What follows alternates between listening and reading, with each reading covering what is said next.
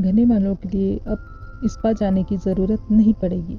बस ये 4 घरेलू नुस्खे इस्तेमाल कीजिए और इसका भरपूर फ़ायदा उठाइए। हर लड़की चाहती है कि उसके बाल घने हों, खूबसूरत हों। इसके लिए वो बाज़ार से कई महंगे प्रोडक्ट्स खरीदते हैं और स्पा भी लेते हैं। और ये बात हम सभी जानते हैं कि इनमें कई तरह के केमिकल मौजूद होते हैं जो बालों को जड़ों से कमज़ोर करके उन्हें रूखा बना देते हैं। तो इसकी जगह पर आप घरेलू नुस्खों का इस्तेमाल क्यों नहीं कर सकते हैं? आइए आपको बताते हैं इनके बारे में। अरंडी का तेल सबसे पहला ऑप्शन है।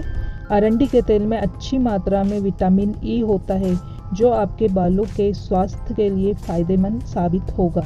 बस आपको इतना करना है कि अरंडी के तेल को अपने सिर और बालों पर अच्छी तरह से तब तक लगाना है जब तक कि ये एक पेस्ट ना बन जाए।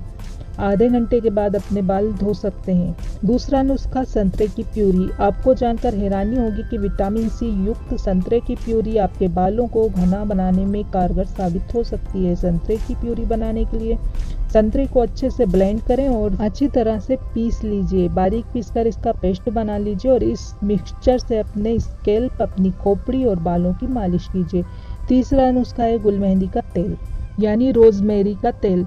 रोजमेरी तेल को सीधे खोपड़ी पर लगाया जा सकता है या शैम्पू के साथ मिलाया जा सकता है। स्वास्थ्य विशेषज्ञों के अनुसार रोजमेरी तेल आपके बालों को घना बनाने में काफ़ी मददगार साबित हो सकता है। चौथा और लास्ट नुस्खा है अंडा। 1 से 2 अंडे फेंटें और इस मिश्रण को आप अपने स्कैल्प पर, अपनी खोपड़ी पर 30 मिनट के लिए लगा लीजिए। बाल धोने के बाद आपको खुद ब खुद एहसास हो जाएगा, सकारात्मक असर दिखना शुरू हो जाएगा। बस दादी माँ के ये अद्भुत नुस्खे आपके बालों को जड़ों से मजबूत करेंगे और बालों का गिरना भी कम करेंगे।